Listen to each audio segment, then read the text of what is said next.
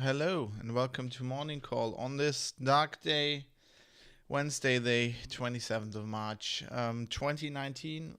Hello, good morning. I'm Fab from Hamburg, and I'm a bit down because as you will have heard, the new EU copyright law has been passed in the European Parliament yesterday. I was talking about that vote yesterday, and now it has happened.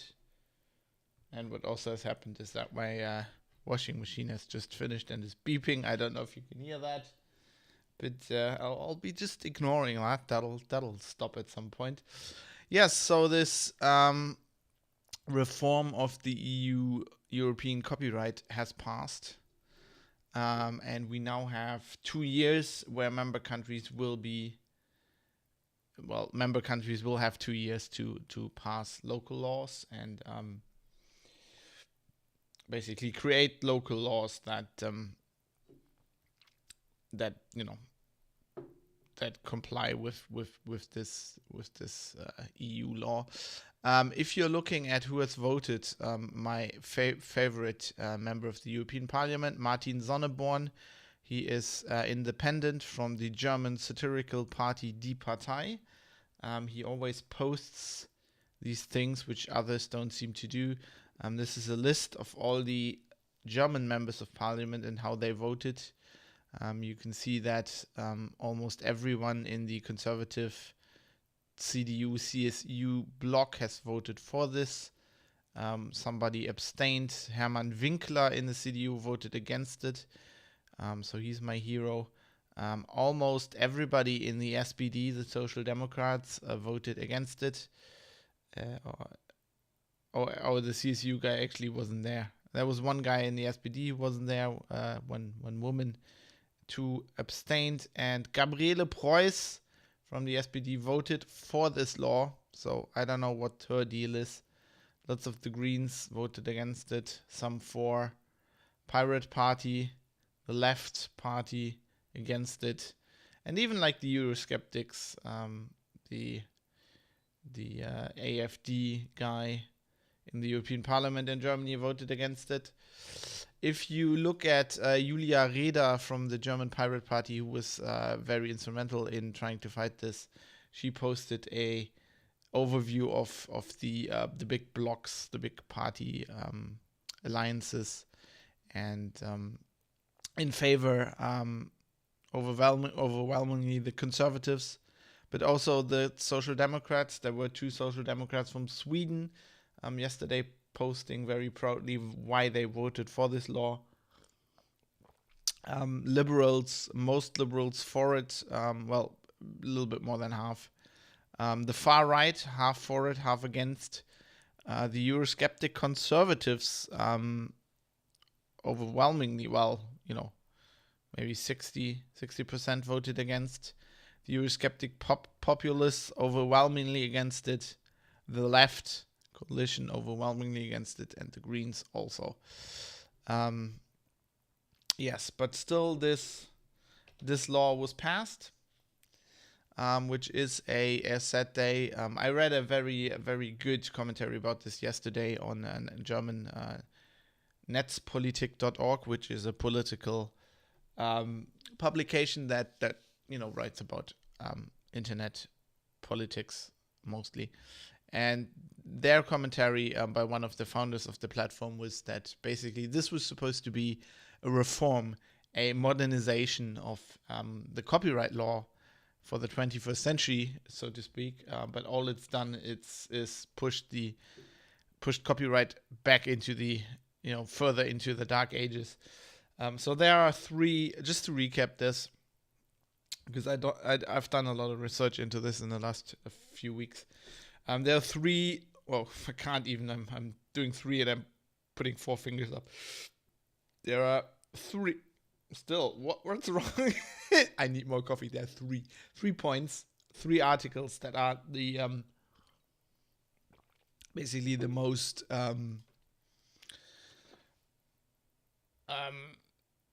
criticized. So there was Article 11, which is now called, in the final draft is Article 15, which is the Leistungsschutzrecht, as we call it in Germany, the ancillary copyright, also termed the link tax. What this means is that pretty much anything's under copyright now on the web. So if I write a story and you link to it, you might be able to use the title for the link, but you will not be able to use a little snippet of text, basically my little teaser text. If I allow it, of course you can, but you need to get a license, which is an anti-Google move by publishers, which feel, in my opinion, really dumbly feel that Google is stealing them the news by just publishing a little snippet. I actually think it's good for the web. It's good for the fight against propaganda, or as people call it these days, fake news, because that is basically the only way to tell people what you're clicking on. It's also probably good for security. Like you want data with your link. You just if you don't have that, it's much easier to trick people into clicking on the wrong thing. And it is just really dumb, because I don't know what the publishers are thinking. Are they thinking Google will give them millions of dollars for their links? No, Google will just remove that information in Europe, right? And the publishers are shooting off their own foot with a 12-gauge shotgun, because I've worked at a publisher. I know how I worked on a big web portal, big news website, and I know how important Google News is. We had several people basically just looking at Google News all day and try to position our stories better, because once you're in there, you just get a lot more traffic and you make a lot more money on ads and stuff. So this will just destroy that. This will destroy that influx. And since publishers don't have their own system, I mean, these publishers here that are pushed this law through are basically against Google and saying, well, Google is taking all our content and making money with it. But in reality, Google is providing a platform for people to find your stuff. And you have, for the last 20 years, failed to come up with your own way. You've tried to ignore the internet for decades, basically. Then you woke up really quickly when Google was already in that market and doing that for you. And now you're trying to regulate against that, and the only thing it's doing, it will basically kill you. So that's the link tax, Article 11, now Article 12. Then there's used to be Article 11, now Article 15. Then there's Article 12, which is very close to my heart, which is a copyright way of basically what this article does is it tries to make publishers earn money on copyright of authors. So there was a law in Germany for a long time. I'm a writer in Germany. I'm a professional journalist.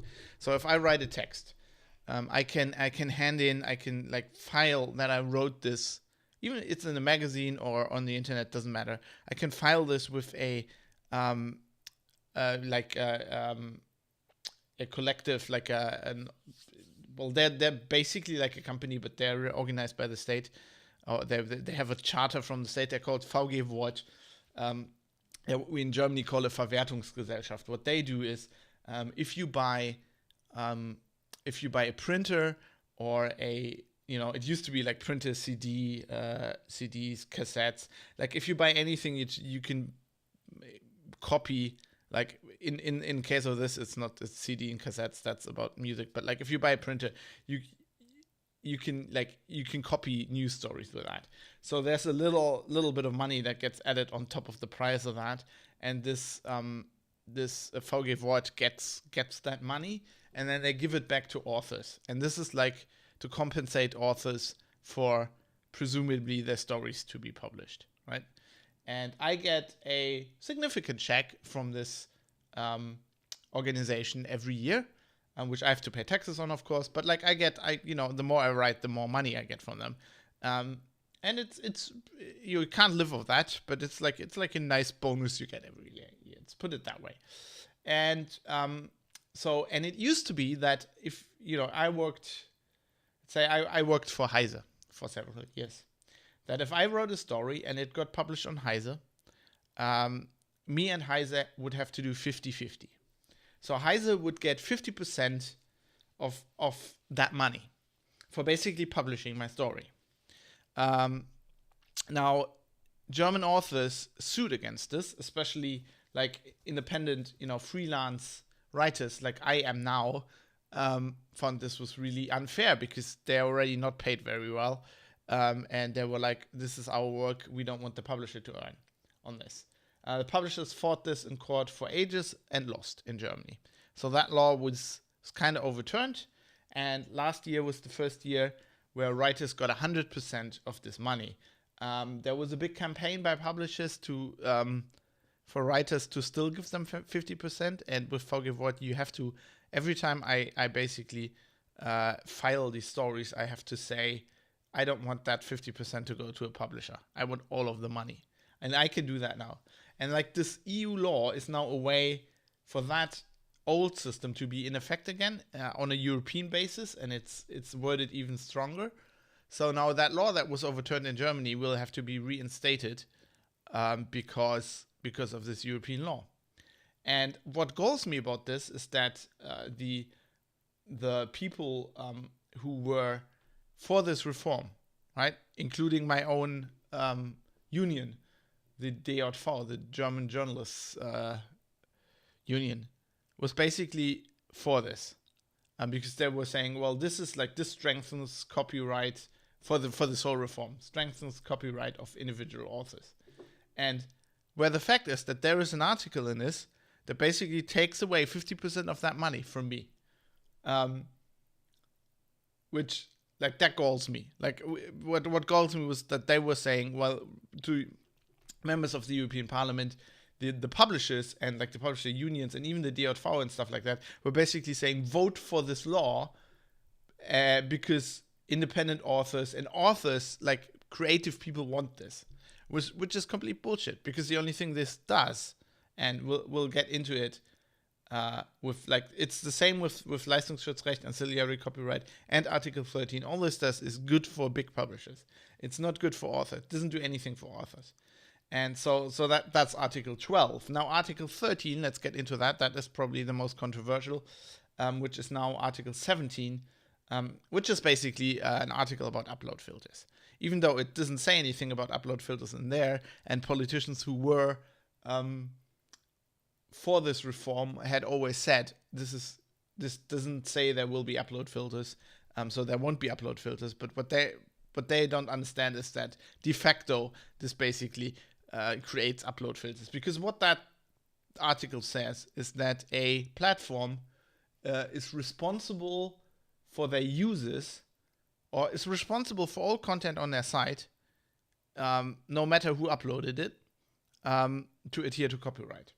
Which means that big platforms like Facebook and YouTube and stuff like that will be responsible for, like, if I am as a user, if I upload an image that I don't have the rights for, then Facebook would be responsible. Or if I upload a video with content that I don't have the rights for, then YouTube would be responsible. Right now, YouTube only has to call, they get notified by the copyright holders, like these DMCA things, and they'll have to pull it down.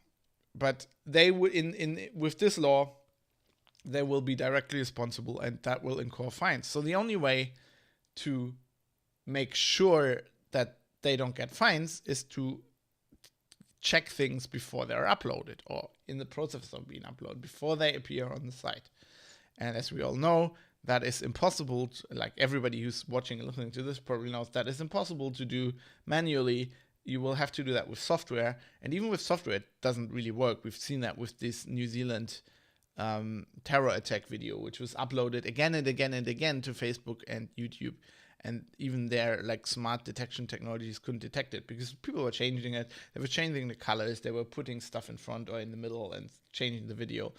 And so even doing this automatically probably doesn't work and will be hard enough, but it will have to be done automatically. So ergo, upload filters.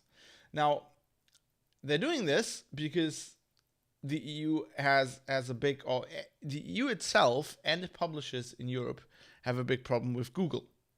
We talked about this before here, also, on the other articles. And they're basically saying Google makes money on the stuff we own.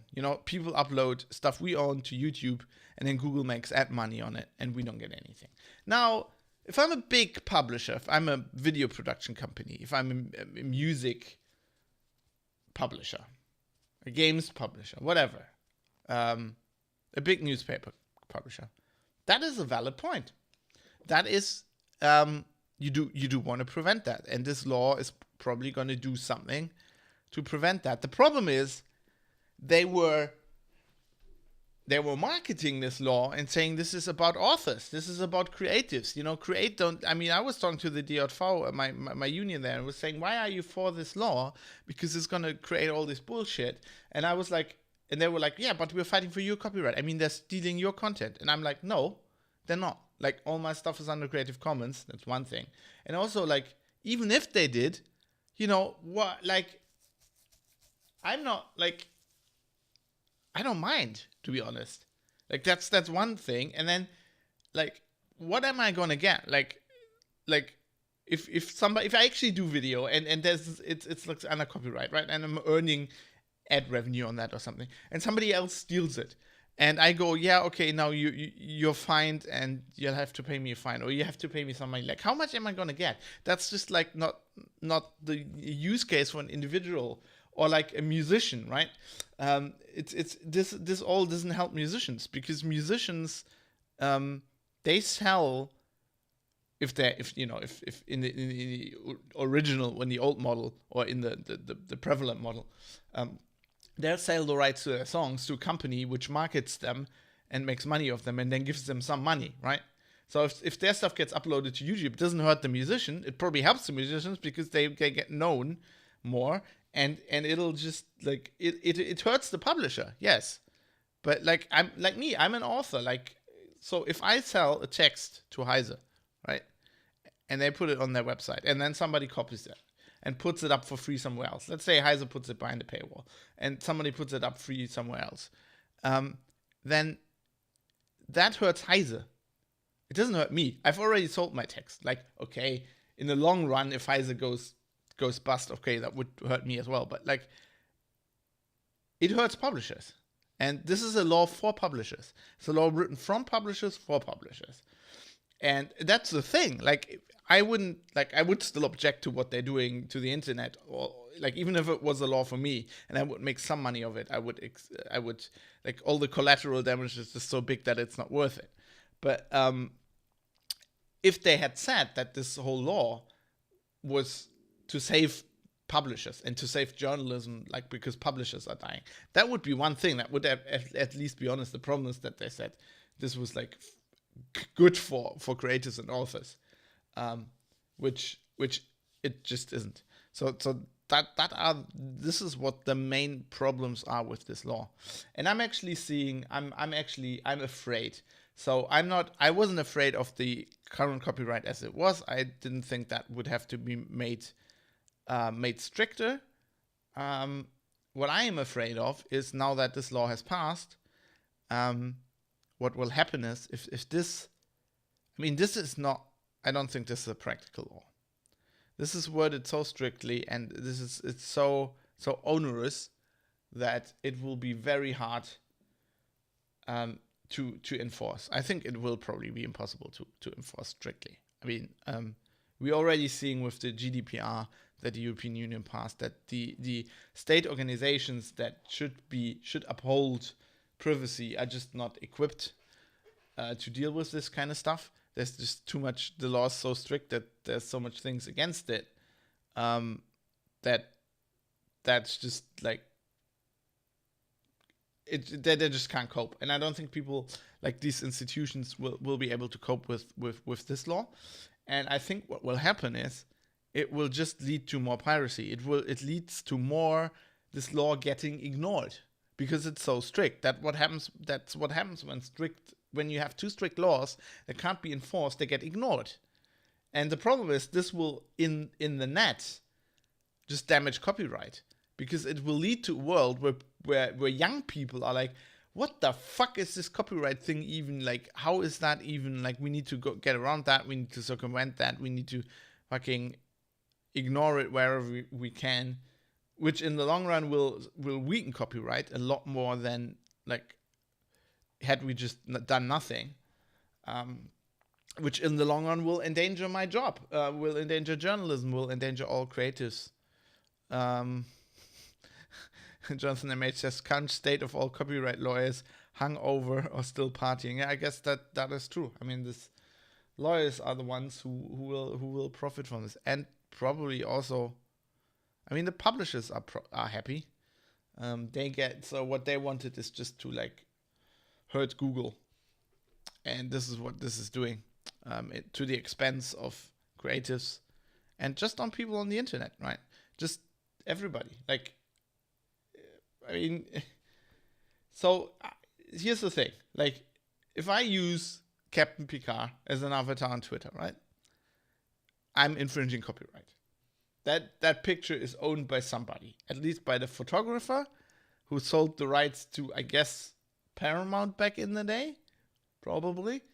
Who now sold or transferred rights to CBS. So I guess CBS Corporation has the right of that image.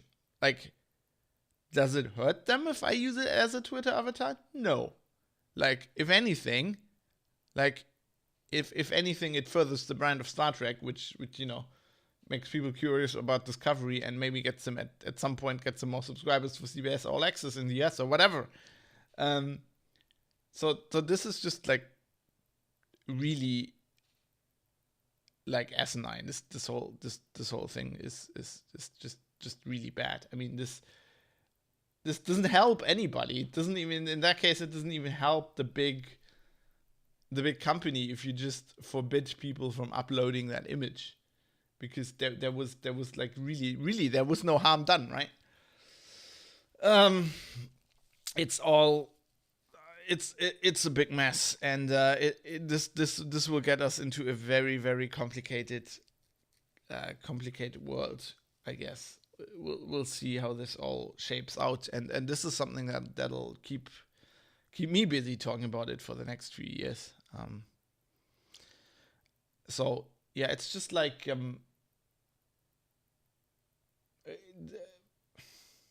I mean, the way this MEPs should not have voted yes to this. We saw a huge outcry from people, especially the younger generation, saying that this is bad, and they should at least changed it a bit, if not scrapped it altogether. And like the other downside, I've talked about this before, is basically that people have lost, like young people, have lost a massive amount of faith in Europe and in the European, in the EU, in its organs, which is also like a thing that's really bad. That'll come back to bite us, I believe, in the future. But yes, people are now talking about copying games back in the day.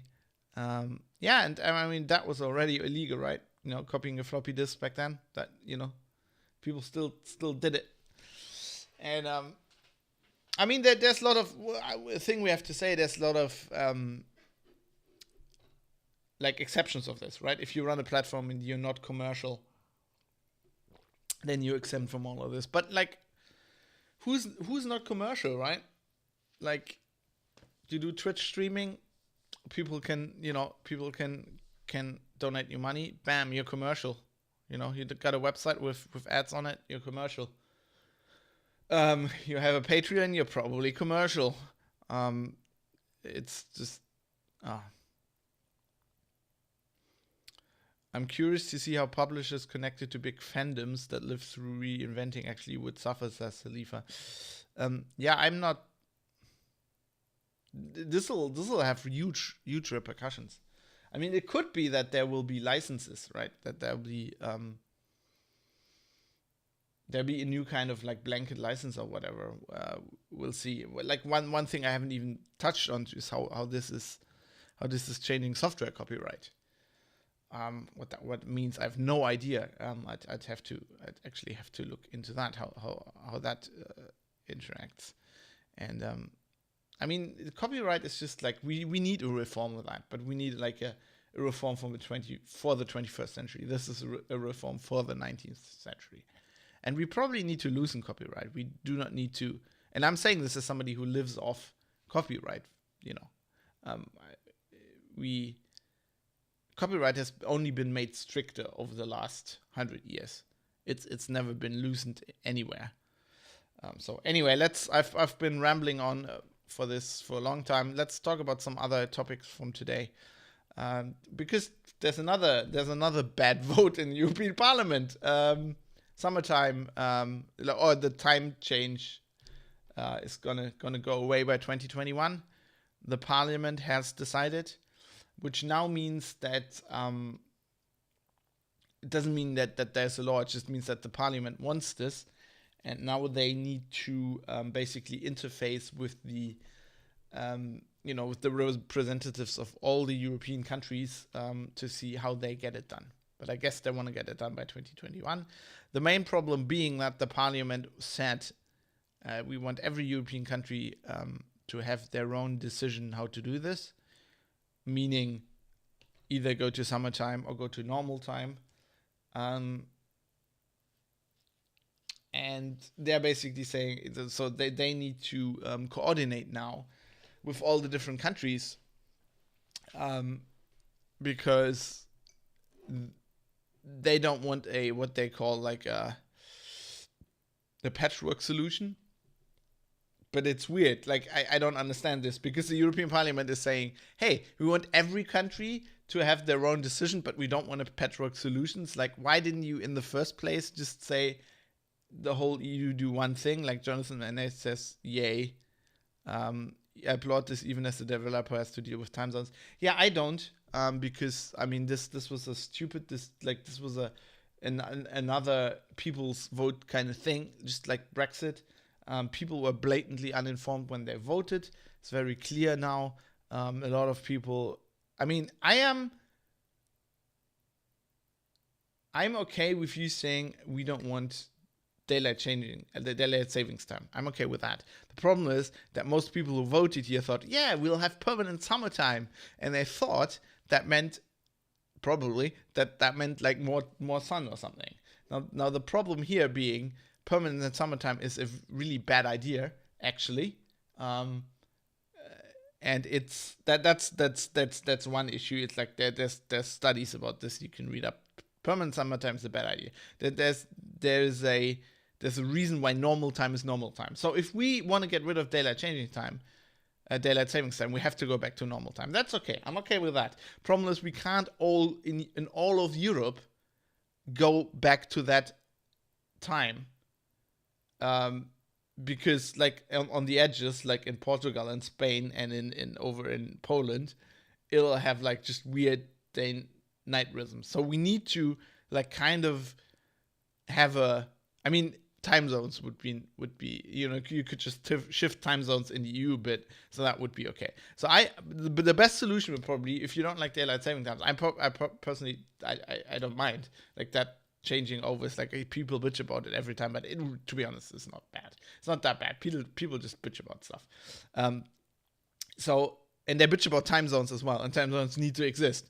So the problem, like the best solution in my view would just be everybody go to normal time, and then like normalize time zones a bit, like change them a little bit over the EU, like from east to west, west to east, in a uniform pattern as time zones are right now, and make that work. That would completely work. Now, the problem we have here is every country can decide. So now we might have a really bad situation where Germany goes to permanent summertime, France goes to permanent normal time, Poland goes to permanent normal time, the Netherlands go to permanent summertime, Belgium goes to permanent normal time, and you'd have like this, like, the thing with time zones is at least they're like, was that longitudinal bands, right? And they make sense. So like you can so I know everything like west from here has a different time zone, and they get shifted by 1 hour, 2 hour, right. But like if we now get like a patchwork in Europe where like every country has it's like, okay, they're behind 1 hour, we are at that time, they're plus 1 hour, that will get added on top of time zones, which will just be a nightmare. I mean, especially if somebody like me who does like podcasts with people from other European countries. If you just sit in your country, of course, you don't care. Like, you only care if you're driving over a border or something. But that's what fucking Europe is about, to grow together, not apart. And I can tell you right now, people will bitch about all of this. There will be as much bitching as there was about summertime.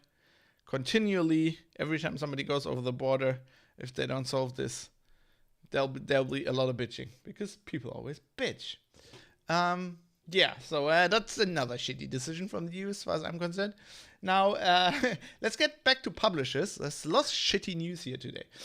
German publishers have criticized Apple News Plus, because it's bad. They're saying, oh, this is absurd. Apple wants 50%. This is hilarious.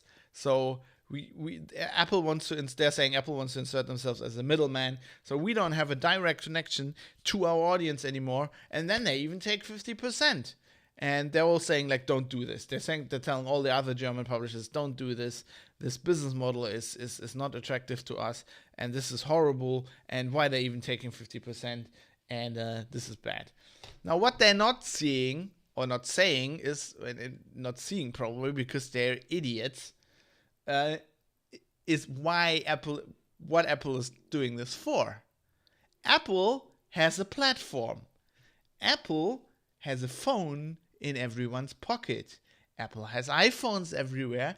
Apple has pre-installed this app on a lot of people's phones. And that's why you want to do it. To get your content on there.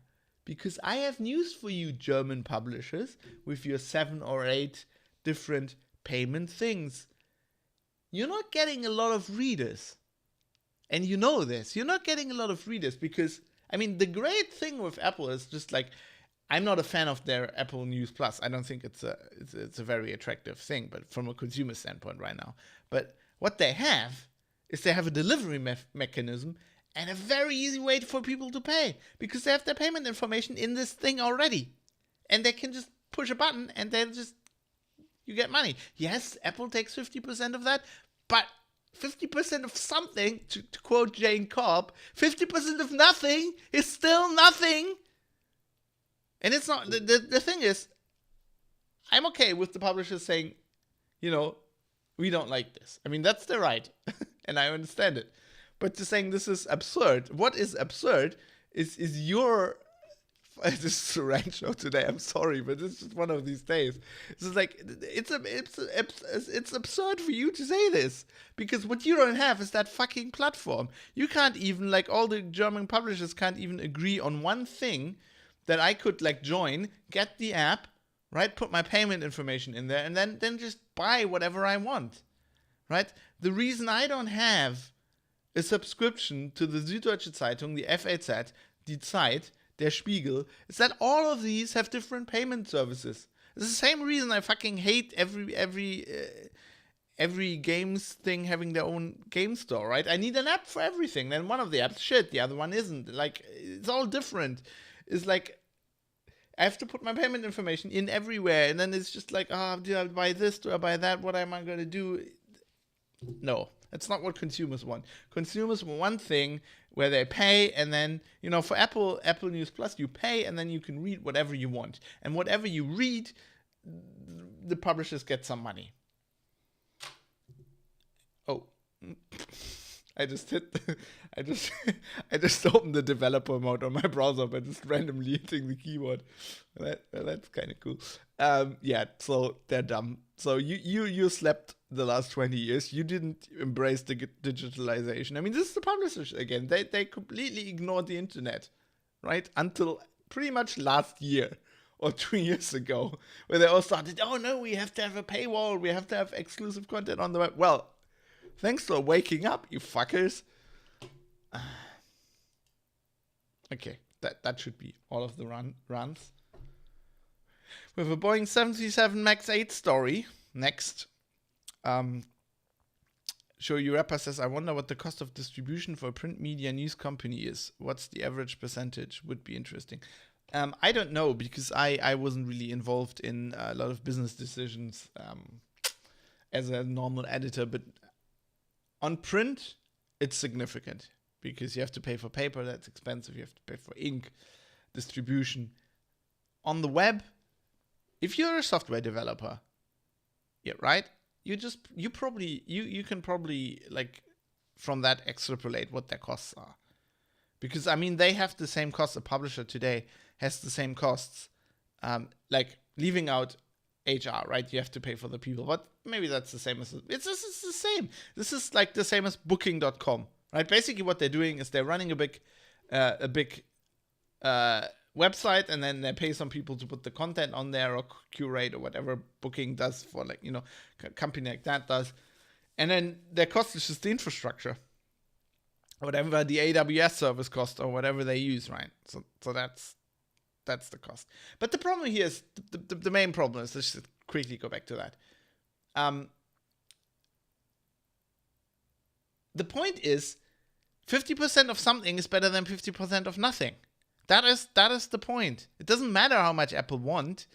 The problem is, if you're part of that, do you actually earn more money? And that's actually the same thing with copyright. With the copyright directive, I always discuss this with people at the DJV, and I was talking with I've been immersed in this in these topics ever since I did Linux Outlaws, and we talked a lot about copyright, software copyright, and piracy and stuff. And the thing we techies know, but the economy people, like the guys who actually learned this economics in uni, who are sitting in these companies, they don't seem to understand is copyright. There's a lot of infringement of copyright happening that if you turn that off, you do not convert that into sales.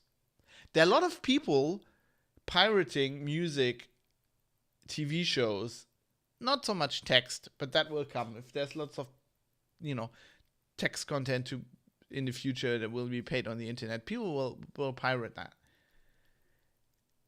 Converting that to a paying subscriber is hard, and in most cases impossible, because this is people, okay, I'm just gonna listen to that music. It's like if you have Spotify, right? It broadens your musical horizon, because you might just, let me just listen to that, okay? And you listen to that. It's like basically what you did on the radio back in the day. Listening to that quickly and think, oh, well, I kind of like that. Doesn't mean, like, if Spotify wasn't there, I would buy their fucking album, right? Because there's a few bands I like, I buy their music, but I wouldn't just buy that one-off thing. And that's the same thing with this. If you're preventing all that piracy, theoretically, which I don't think you can, but like, you're not converting these people to paying customers. That's the problem. Like, if somebody, there's this maxim with people who do this, like, with managers at companies, I don't know, who do the business financials, who think like, okay, if somebody steals that, that's a lost sale. No, it fucking isn't. the fact that somebody pirated that doesn't mean he would pay for that. If he had absolutely had to, like if the pirating was not an option, what happens is just people just they just use, like they consume less. That's just what happens. So it's like I read a lot less like random newspaper stories since paywalls went up, right? Okay, that is not. I actually have some subscription. That is not representative because I do this for work, right? But if it wasn't for work, I would still be interested in news. I'm a news junkie. That's why I love this job. But I would read a lot less because I'm not just getting a Washington Post subscription to read a story or two a month there. I think you can actually read something, but you know what I mean, you know? And I'm not getting a Spiegel subscription because I really like one story they write a month. It's just not worth it. Like, if they don't give me a way to granular get that one story a month for cheaper, then I'm just not subscribing and I'm just not reading it. Anyway, back to Boeing. Sorry for this. This is... I'm really sorry if you don't like rants.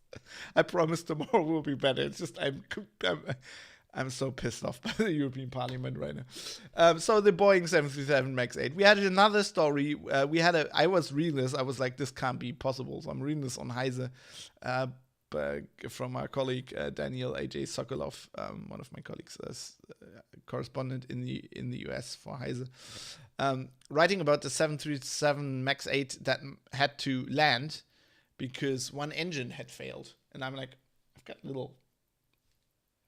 insects in here. What the fuck is going on? It's flying in front of my monitor.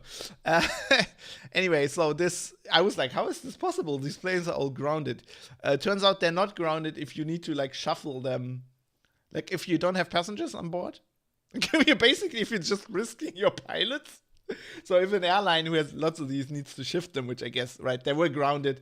And like if you let's say, so this was a Southwest Airlines flight. They have a lot of Boeing 737s, and let's say, you know, one of them was an LAX at the time when this is like when they are all grounded. You don't want to keep it at LAX because the airport's gonna charge you. Like, space is at a premium, especially in airports like LAX, Dubai, Heathrow. Probably Frankfurt. You know, you can't just leave your plane there. So I guess they need to move it. So they were flying from Orlando to Victorville. I guess there's a big airport cemetery there. I don't know. I guess they were just moving the plane out of the way. And they had to do an emergency... they had to turn around because one of the engines has failed. This whole thing is a proper disaster for Boeing, isn't it? I got some before we end the show, because it's been, God knows it's been going on. It's the longest show I ever did, which, to be honest, we all saw coming, didn't we? Asus, some good news. Asus has published a legit update to their live update software. You know, that thing that infected 1 million computers. Which removes the backdoor Trojan, whatever that was installed. It's like the BIOS update thing. It's probably scary. Kaspersky found this. So apparently they were looking at roughly 600 targets they wanted to infect, and Kaspersky knows this because they identified by MAC address, hard coded into the Trojan. This looks like a state operation to me. This is like, oh, we have a list of people.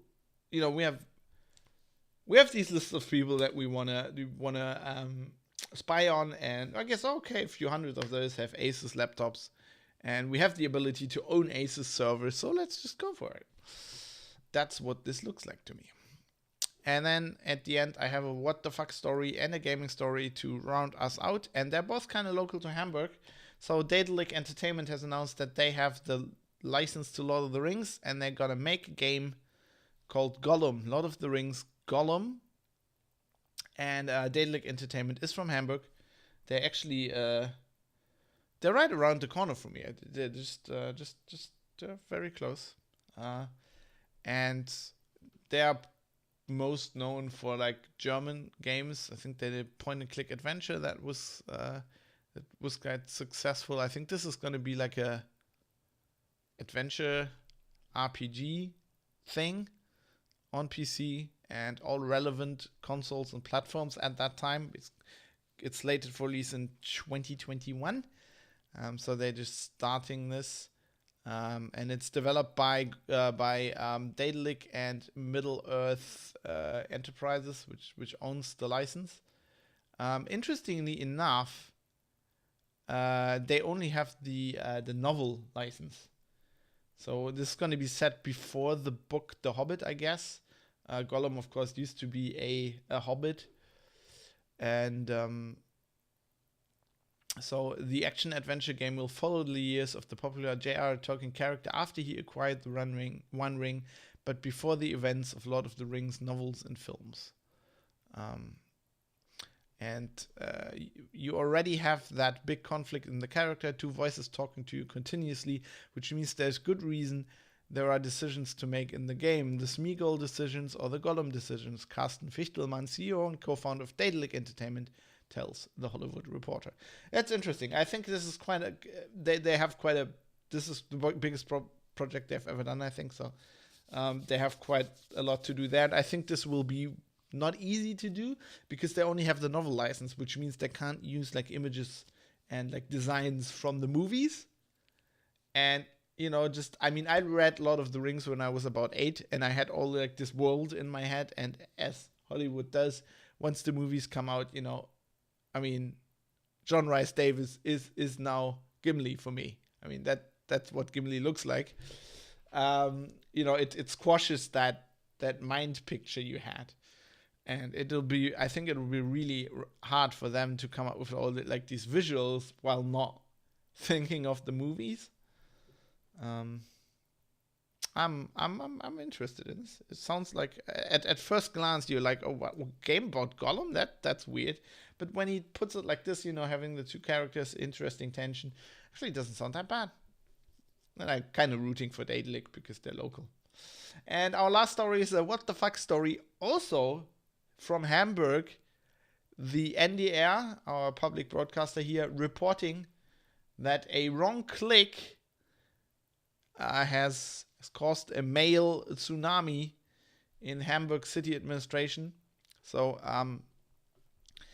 a system administrator of the company called Dataport, who does like this sysadmin stuff for the Hamburg city administration, misclicked and clicked on reply all on an email. Now, because she is an administrator and has the NDR says the rare rights to access all 65,000 email addresses apparently in the Hamburg City Administration and its surrounds. Reply all sent an email to all of this, and we know how this happens. It has happened at one of your companies. Somebody does this, and then somebody replies, "Why did you send me this email?" And somebody replied, "That was reply all. Please do not click reply all." And it just goes, and you're drowning in mail, kind of like in that Terry Pratchett book, except it's like email. So in the she was asking people to update a calendar, apparently, and then lots of people mailed back and stuff. So a spokesperson for Dataport says if he'd never seen anything like this. So it started at 1:30, and by 2:00 they had kind of stopped the thing going on. I guess they now routed all the emails or something, deafened everything.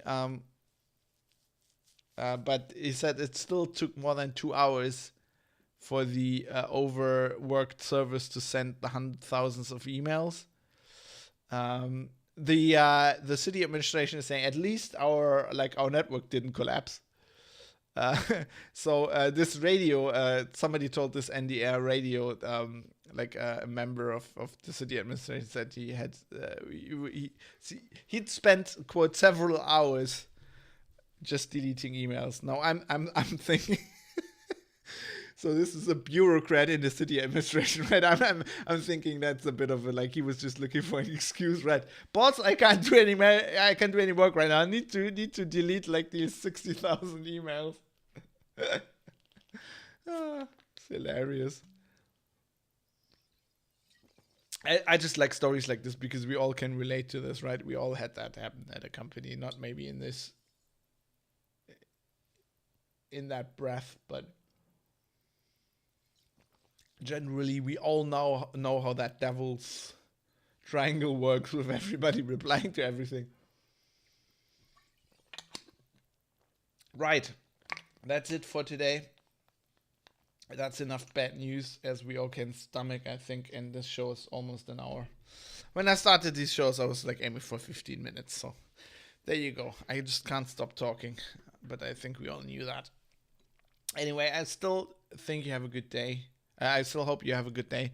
Just remember, it'll be several, like 2 years maybe, until all this EU copyright law is put into actual effect. So we still have 2 years to share all the memes.